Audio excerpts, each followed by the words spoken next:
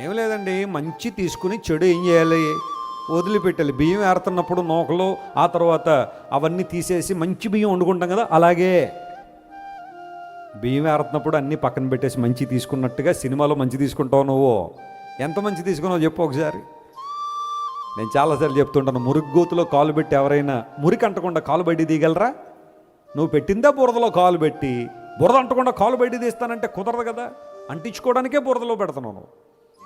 ఆశా నిగ్రహం ఉండాలా.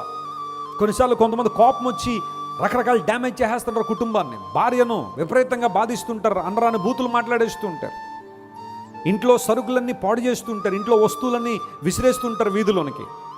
ఆ తర్వాత కోపం అంతా తగ్గిపోయిన తర్వాత అప్పుడు వాస్తవం కన్నులకు భయపడుతుంది. ఎంత నష్టమైందా? టీవీ బద్దలు కొట్టేసో 90,000, మిక్సీ బద్దలు కొట్టేసో 5,000, మొత్తం బిల్లు అంతా 2 లక్షలు దాటిపోయింది.